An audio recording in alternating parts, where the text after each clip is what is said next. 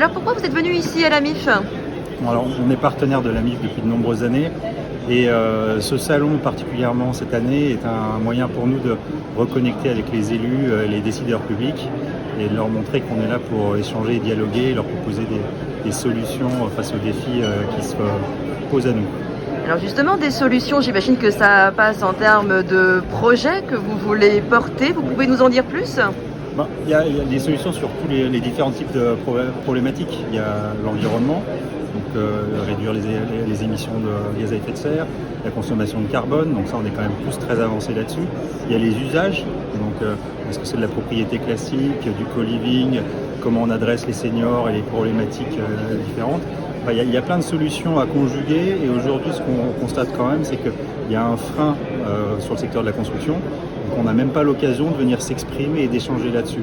On sait que le souci principal des élus, c'est l'acceptabilité des projets, et c'est aussi le nôtre en fait. C'est-à-dire que nous, on ne veut pas faire un projet contre les riverains, contre les élus, on le fait avec tout le monde. Donc, Oui, généralement la population trouve que les villes sont déjà trop denses. Pourquoi construire? Après, pourquoi vouloir construire sur là où il n'y a pas de foncier? Il y a quand même encore des zones vides en France. Oui, alors le français est complexe. Et donc on veut des maisons, mais on veut aussi la capacité d'aller à pied faire ses courses, de ne pas mettre trop de temps à aller travailler. Et la densité bien organisée et bien travaillée est la seule solution qui permette aux gens d'avoir une qualité de vie acceptable en Île-de-France. C'est un vrai challenge.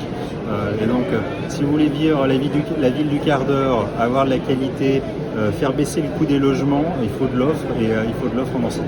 Après, si vous venez artificialiser des sols, vous avez toutes les problématiques sur l'environnement, la dégradation de la qualité de l'air, etc. Et donc bien sûr qu'un particulier, même moi, je voudrais avoir un pavillon en banlieue avec un grand jardin, etc. Mais c'est pas la solution qui est dans l'intérêt général.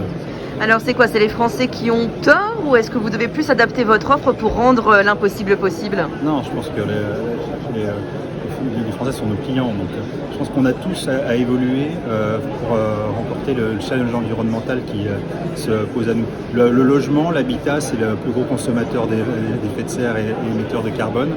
Et donc si on ne fait rien, qu'on continue comme ça à artificialiser, on artificialise un département tous les 7 ans en France. Donc on peut pas durer comme ça. Donc qu'est-ce qu'on veut laisser à nos enfants comme situation? Et pour ça, il faut réenchanter la ville en fait. Il faut réenchanter la ville par les usages, les services, la qualité des logements, la taille des logements aussi. Parce que pendant le confinement, les gens ont souffert. Ils n'ont pas souffert de la densité, ils ont souffert d'être dans des logements qui sont trop petits et qui ne sont pas adaptés à leurs besoins et à ceux de leur famille. Alors réenchanter le logement, vous à Vinci, comment vous faites? Est-ce que vous avez un projet, par exemple, immobilier, de construction, que vous portez en ce moment en Seine-Saint-Denis? J'ai entendu dire ça, que vous pourrez nous présenter. Alors on a plusieurs projets. Alors je pense que vous faites référence au village olympique. On construit une partie du village olympique, c'est l'opération Universaine. Et donc on a 110 000 m² et donc il y aura une partie d'immobilier d'entreprise à terme et 1100 logements. Et effectivement, c'est un véritable laboratoire, que ce soit sur la reconstitution de la biodiversité, sur la construction bas carbone et bois et sur la gestion des énergies.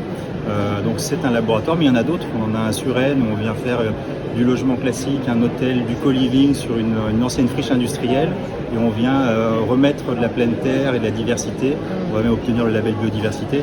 Donc il y a plein de sujets en Île-de-France. On est une région où au final quand on construit, on désartificialise parce qu'on construit sur des friches, on construit sur des bâtiments abandonnés et donc de toute façon on ne vient pas aggraver la solution, au contraire parce qu'on vient remettre de la biodiversité.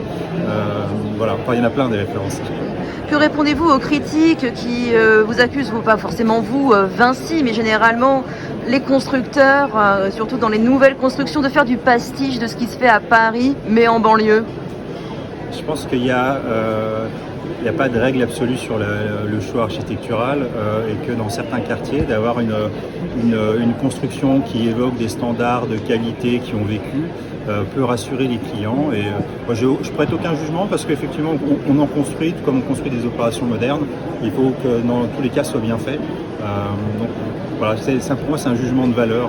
Le pastiche vieillit bien aussi, le moderne bien fait vieillit bien. Il faut construire pérenne, c'est tout. Merci beaucoup. Merci.